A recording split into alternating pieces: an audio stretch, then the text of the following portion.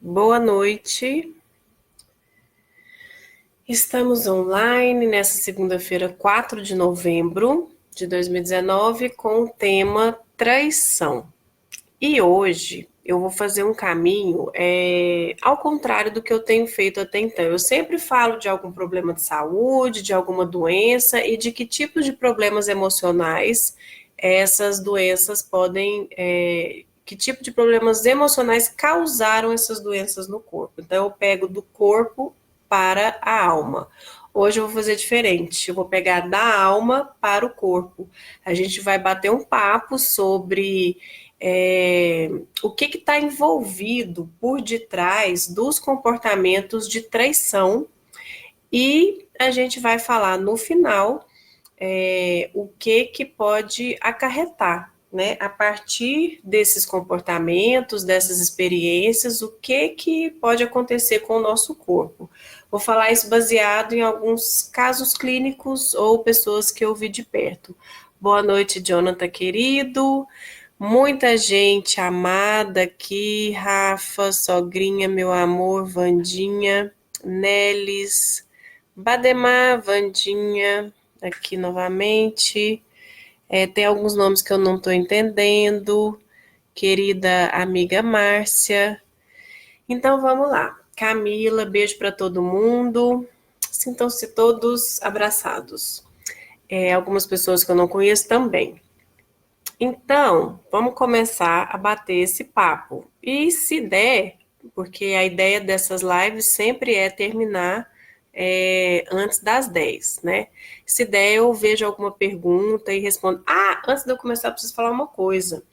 A partir de hoje, toda live vai ter um link para vocês clicarem, se quiserem, e baixarem um resumo da live. Por que eu resolvi fazer isso? Tava acontecendo muitas perguntas das pessoas no direct do meu Instagram, ou no WhatsApp, quentinho, ou às vezes no Facebook, e eu não estava conseguindo responder mais. Então, de repente, um resumo pode ajudar as pessoas a esclarecerem algumas coisas aí, ok?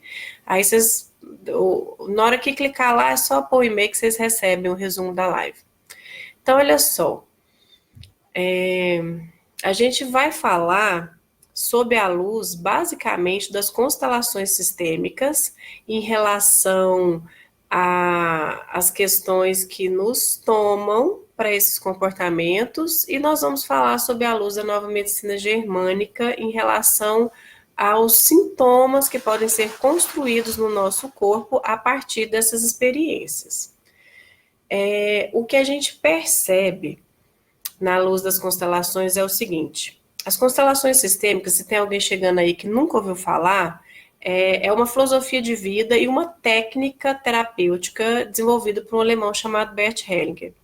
Trata-se, sinteticamente falando, de uma descoberta do Hellinger de leis que regem os relacionamentos da nossa vida, todos eles, relacionamento em família, com casal, com amigos, no trabalho, enfim. E eu gosto muito de uma metáfora para quem está escutando isso pela primeira vez, que é a seguinte: você acreditando ou não, se você soltar qualquer objetozinho sólido assim, ele vai cair, porque tem a lei da gravidade atuando na nossa atmosfera. Então, o centro gravitacional da Terra puxa tudo para o centro. Se você acreditar, se você concordar, se você entender, independente disso, a lei está atuando e atua numa matéria, o que é simples de ver. Por isso que a gente tem aquela imagem do Newton deitado na árvore, a maçã cai na cabeça dele e fala, gente, a lei da gravidade. O Bert Hellinger é uma espécie de Newton dos relacionamentos. Ele identificou, a partir das vivências como missionário, que ele foi durante 16 anos, vivendo em algumas tribos na África e fazendo formações em teologia, psicologia, psicanálise, enfim, ele começou a perceber que determinadas comunidades tinham muito menos conflitos que outras, e aí ele percebeu coisas em comum. Quando era de um jeito, dava um resultado, quando era de outro, dava um resultado. E assim surge as constelações sistêmicas, né, que fala da teoria sistêmica, enfim. E aí, quando a gente está se relacionando com uma pessoa, a gente é um casal e, ao mesmo tempo, um indivíduo. Porque são dois indivíduos que se juntam formando casal, óbvio. E, enquanto casal, tem uma lei apenas das 3 leis identificadas pelo Bert Hellinger que atua no relacionamento. O que significa isso? A gente só tem essa uma chance para acertar. Só que, como nós somos um casal que tem essa uma lei, que é a lei do equilíbrio entre o dar e o receber, nós somos também um indivíduo, e enquanto indivíduos, nós temos as 3 leis atuando em nós, de todas as nossas relações e principalmente em relação ao sistema familiar, que são as leis do pertencimento, da hierarquia e do dar e receber. Pertencimento é ligado à conexão genética e algumas exceções, que eu não vou entrar nisso aqui, tá? Mas assim, todo mundo da sua família pertence ao seu sistema. E muitas vezes tem pessoas que são da nossa família que nós não temos conhecimento disso. Aí começa a surgir alguns problemas que não vamos entrar nessa seara para não perder o nosso foco aqui. É só para vocês entenderem essa lei do pertencimento. A lei da hierarquia também é muito simples, é assim, quem veio antes tem uma precedência, tem um papel, um lugar, algumas atribuições específicas do lugar dele, de quem vem depois, ok? Então, assim, as famílias vão se reproduzindo, a gente vai sempre ter antepassados e descendentes. E aí tem o papel de cada um.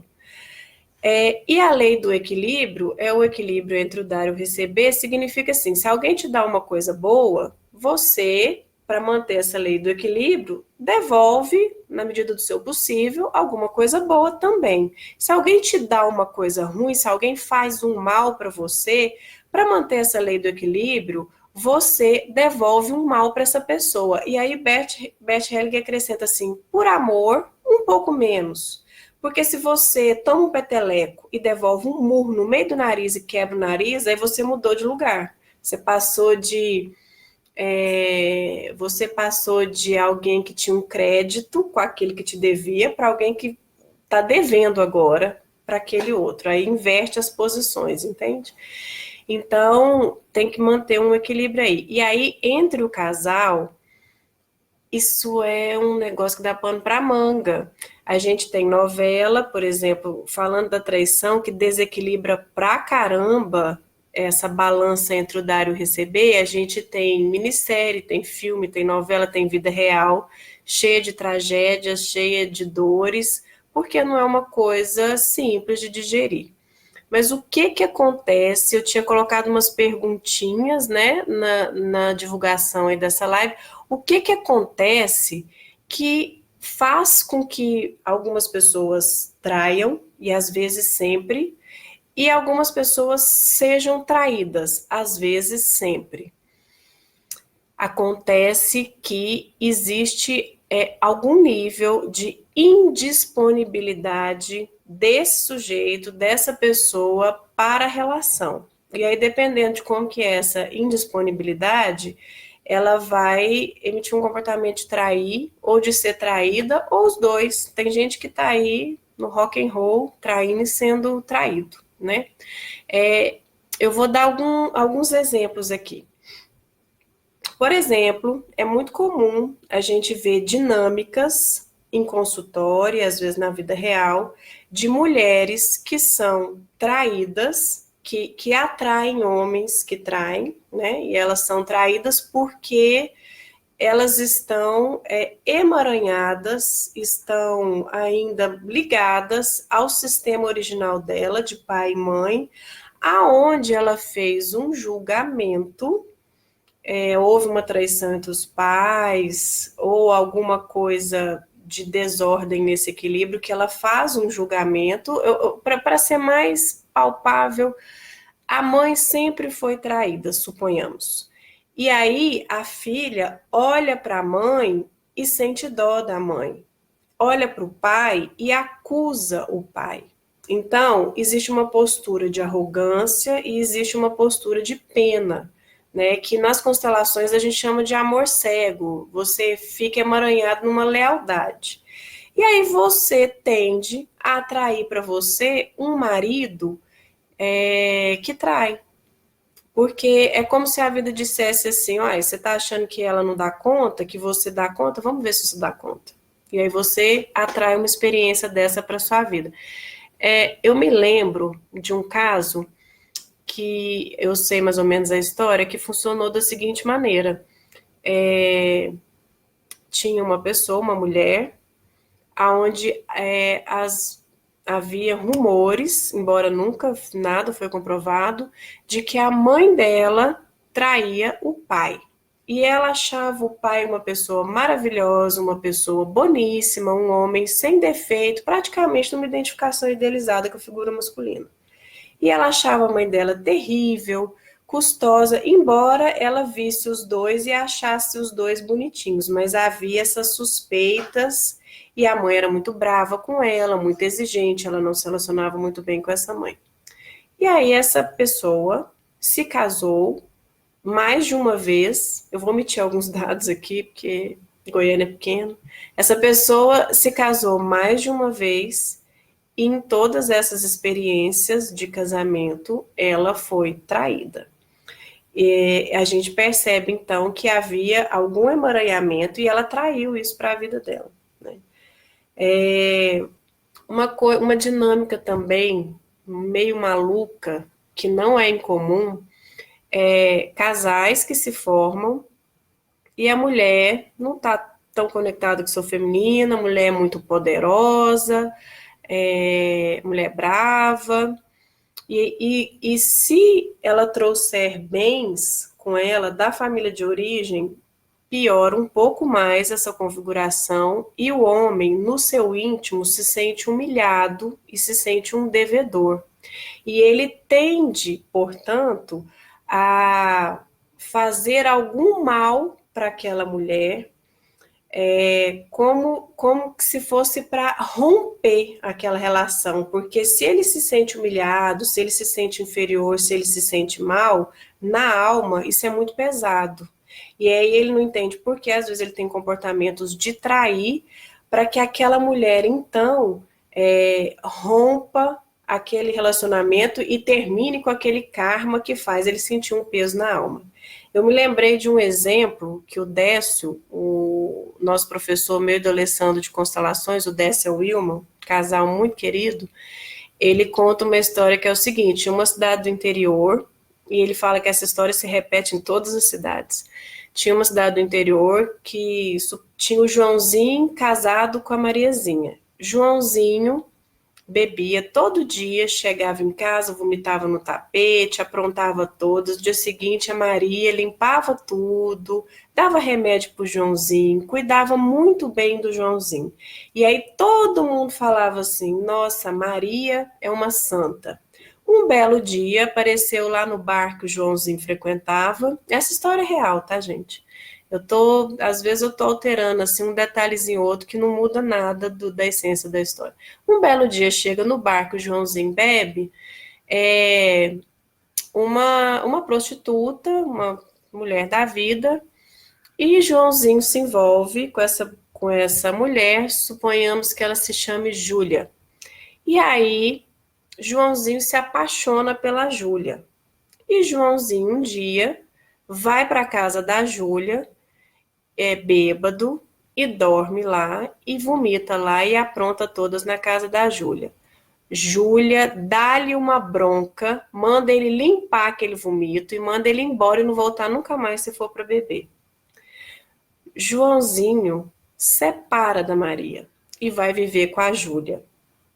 E aí ele até para de beber, ele até deixa de ser alcoólatra e todo mundo fala que absurdo, a Maria aguentou ele anos, uma santa mulher, e agora ele está comendo o pão que o diabo amassou com a Júlia. E essa história aparentemente esdrúxula, na verdade, por detrás desse cenário todo, ela mostra que a Júlia, ela equilibrou esse dar e receber aí, com o Joãozinho. Porque na hora que ele vomitou e que ela falou, vai limpar seu vomito, não aparece aqui bêbado mais não estraga meu tapete, troca meu tapete, se estragou, enfim. ela está configurando dignidade para o Joãozinho.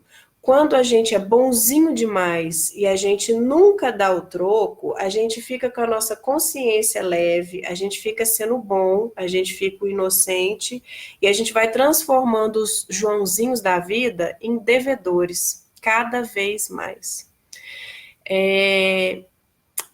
Deixa eu ver se eu me lembro de alguma outra história. Me lembro de uma história aonde uma esposa descobriu que foi traída e chegou no consultório com essa dor, com essa mágoa. E conversa vai, conversa vem.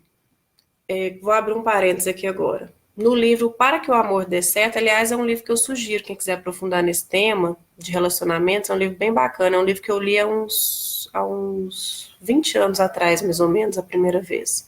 E um outro livro que eu ainda não terminei de ler, que é um livro muito bacana também do Bert Hellinger, é Amor à Segunda Vista. Alessandro, escreve esses nomes aí, fazendo favor. Nomes? Que nome? Você vai ouvir aí que eu tô falando, Para que o Amor Dê Certo e Amor à Segunda Vista, do Bert Hellinger. O Alessandro tá ali do lado, como sempre, gracinha. Então, no livro Para que o Amor Dê Certo, o Bert Hellinger, numa constelação, numa das várias constelações lá que aparece o tema traição, ele comenta que muitas vezes a compensação para restabelecer o equilíbrio, quando uma das partes trai o cônjuge, às vezes só devolvendo no mesmo troco, na mesma moeda, desculpa, só dando troco na mesma moeda é que é possível restabelecer o equilíbrio. Isso vai depender de alguns fatores, vai depender da personalidade das pessoas.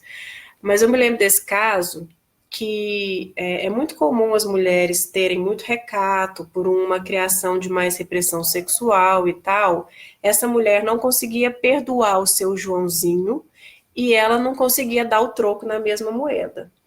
Porque às vezes eu brinco, assim, às vezes a mulher tem um comportamento assim, é como se ela estivesse dizendo que ela é uma puta, e para ela é um absurdo isso, é inconcebível isso, dependendo das identificações que ela tem, enfim, é pesado demais para fazer isso. Então ela dizia assim que ela não fazia a mesma coisa para não se sujar como ele. Então ela ficava inocente, de consciência tranquila, espicando ele na unha diariamente, e eles tinham filhos e a vida tava uma verdadeira M, né? Para não dizer que é merda.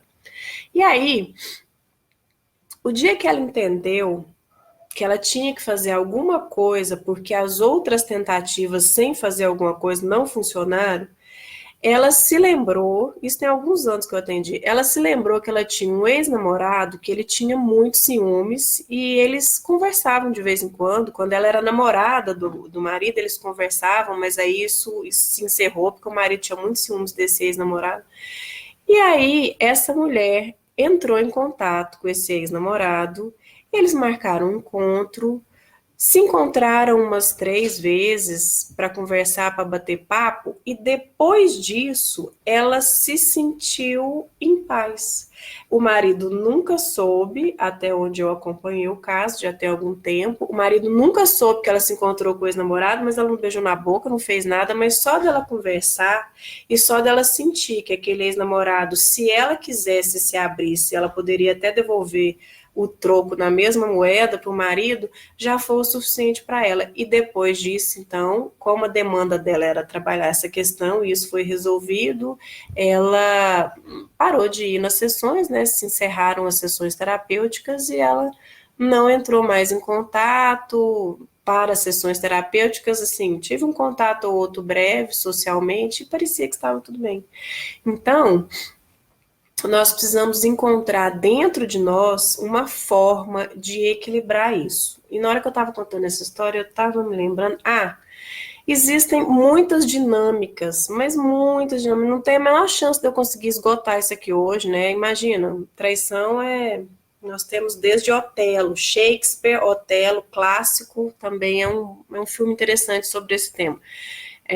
Desde Otelo, traição está aí nas telas de sucesso. Uma coisa que acontece muitas vezes é que eu já vi acontecer, algumas mulheres, por essa criação repressora, etc., dependendo de questões de religião envolvidas também, para elas, o marido é maravilhoso, a convivência é maravilhosa, ter filhos é maravilhoso, a vida no dia a dia é maravilhosa, mas a vida íntima é pesada. Às vezes essa mulher tem alguns recatos, tem muitos bloqueios, e para ela é pesado sustentar uma rotina ativa, sexualmente falando, né, na sua intimidade com seu marido. Isso é uma indisponibilidade dessa mulher nesse aspecto íntimo do casal. E muitas vezes homens acabam, mesmo não querendo, acabam se movendo para se envolver com outras mulheres sexualmente, como que para compensar, para tampar esse buraco aí que existe naquele relacionamento. O fato é que sempre existe um motivo para que entre um terceiro elemento na relação. E esse terceiro elemento é um terceiro elemento sintoma. Se a gente parar e olhar para ele e entender qual é a mensagem dele, o que ele quer levar, a gente pode transformar algum aspecto em nós e esse terceiro elemento não faz mais sentido e ele é tirado de cena. Ou, se a gente não quiser olhar, se quiser deixar do jeito que está, deixa também. Eu sei de um caso também que a esposa comprava presente e entregava para o marido entregar para a amante.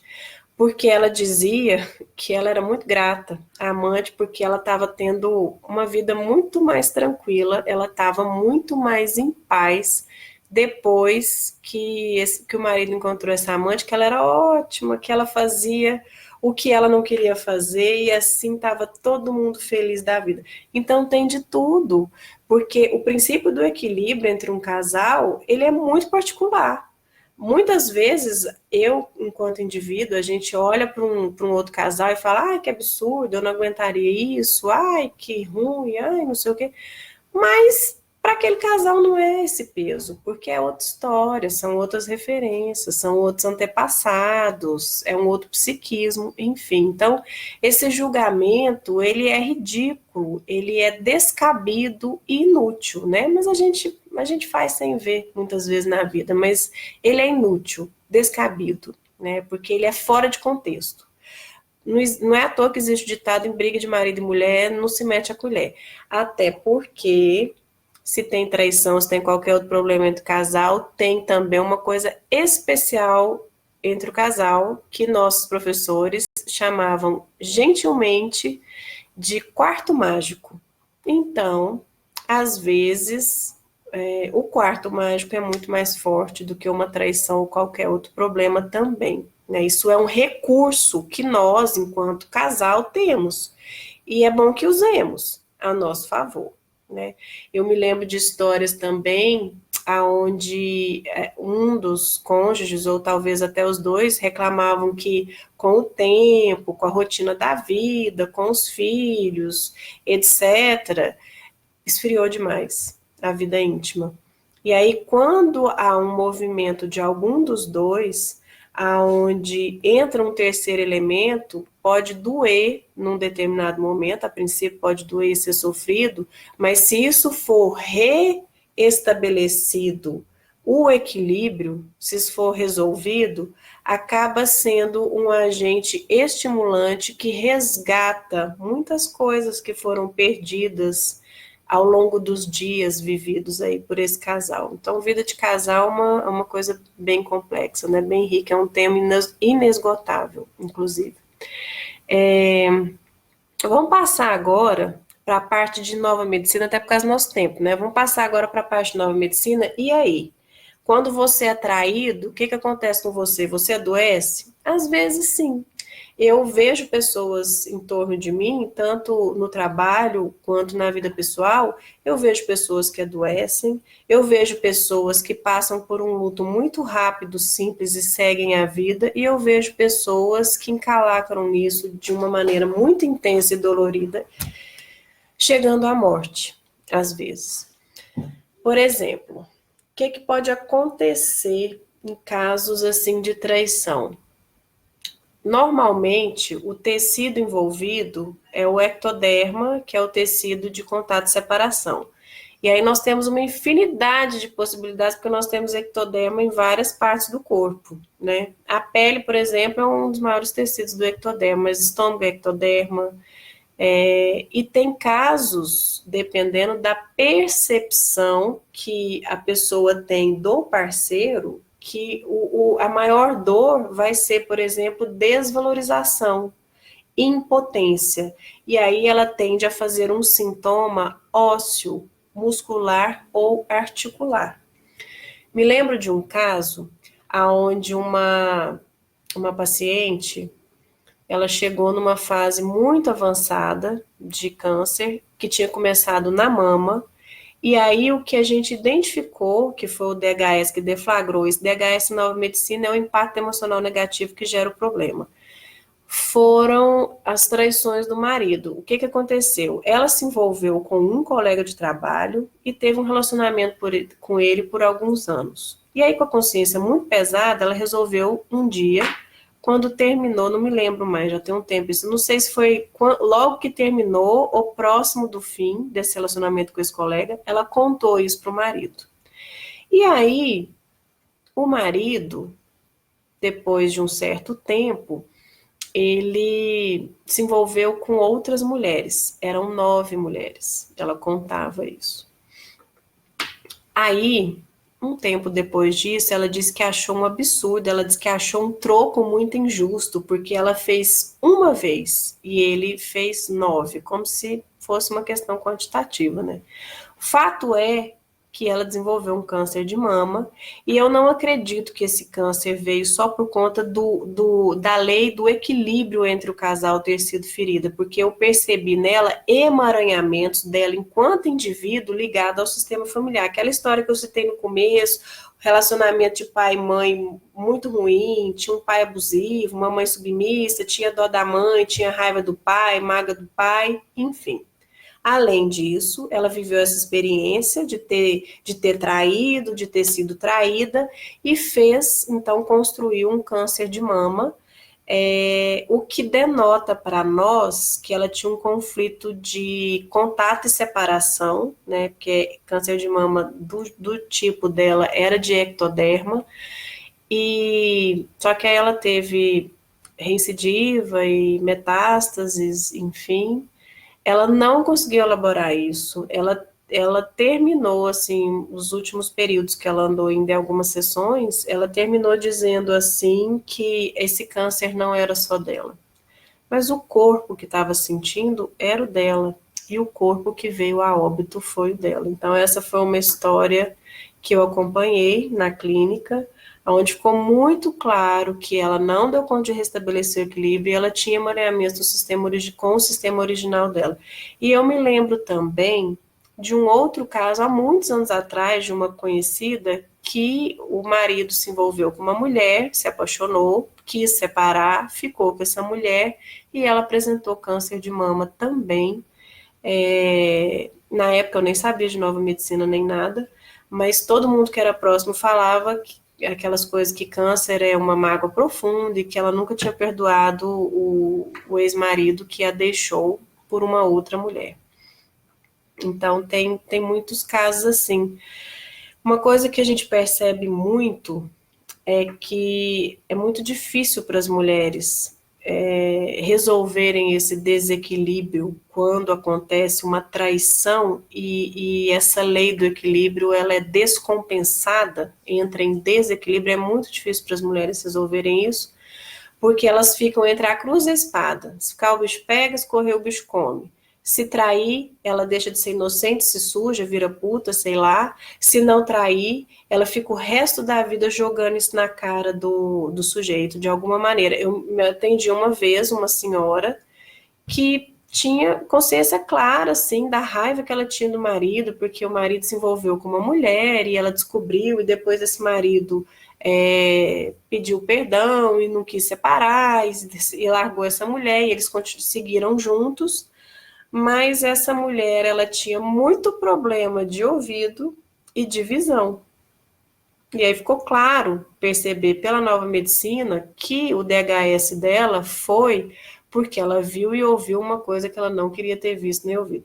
E aí eu percebo um grande diálogo entre as constelações e a nova medicina germânica, porque pelas constelações a gente poderia dizer que a pessoa entra numa pirraça, ela não aceita o fato que lhe ocorreu na vida.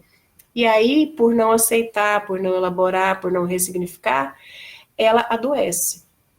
E para a nova medicina, isso que as constelações chamam de pirraça é a percepção que a pessoa tem do contexto e ela faz um DHS de acordo com essa percepção. E se ela não se ressignifica, se ela não muda essa percepção, pode acontecer dessa doença nunca se curar ou agravar, né? Em caso de câncer, esses exemplos que eu citei foi se agravando até o óbito.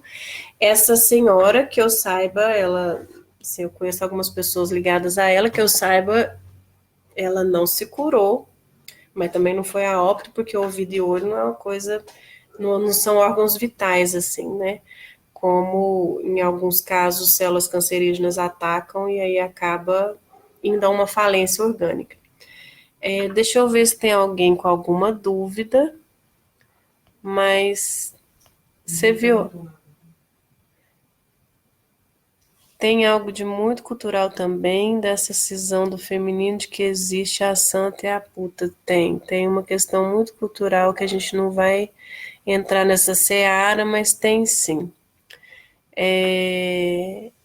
Alessandro, você escreveu aí para baixar o resumo para entrar no site. Ah, ok. Gente, é isso. Se a gente está vivendo uma situação de traição, olha o que está por detrás disso. Quem está indisponível, de alguma maneira, em relação ao seu sistema original, e como que isso vai ser resolvido. A maneira é ressignificar. Eu citei casos mais trágicos aqui, né? Mas eu conheço muitos casos de pessoas. Olha, eu me lembro de um caso que a mulher tinha um filho pequeno e ela estava viajando e ela ia voltar num dia, estava na casa da família, ia voltar num dia e chegou um dia antes, quando ela abriu a porta, ela disse que abriu a porta, o marido estava de cueca na mesa da sala com uma outra mulher. Ela disse que no pé que ela entrou, ela fechou a porta, saiu, nunca mais quis falar com ele, não quis, ela falou assim, não dá, questão de honra, limite da minha dignidade, não quero, não quero, não quero. E essa mulher estava me contando isso, muito bem de saúde, muito bem casada com o segundo marido. Então, assim, para ela aquilo era inegociável, não tinha como restabelecer equilíbrio, mas ok, vida que segue e seguiu muito bem. Conheço também outro caso de uma mulher que já era casada há algum tempo, tinha 2 filhos, descobriu uma traição do marido, uma traição daquelas tipo clássicas, assim, meio comuns, que a gente ouve falar de secretárias, enfim.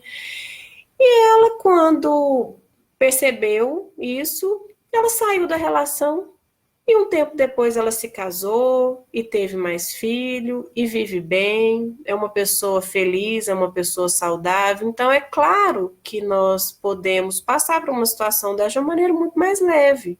E conheço casos também de pessoas que descobriram traição de um e de outro e que hoje estão bem também, entendem que aquilo foi uma fase, entenderam o que estava por detrás. Então isso é muito pessoal, é muito particular da pessoa que está vivendo e da dinâmica daquele casal, porque sempre é um problema duplo. É um problema do indivíduo, fundamentalmente, e é um problema do casal, né? Como é em relação a alguém, precisa que esse sujeito casal, esse dois juntos, também consigam resolver isso entre si. Mas a chave é como que você percebe, como que você ressignifica isso, e a ressignificação, a constelação nos aponta que precisa resolver o equilíbrio entre o dar e o receber. Um beijo grande para todo mundo. Já, meu Deus, já são quase 10 horas. Vamos agora descansar, ok? Beijo, beijo e até mais.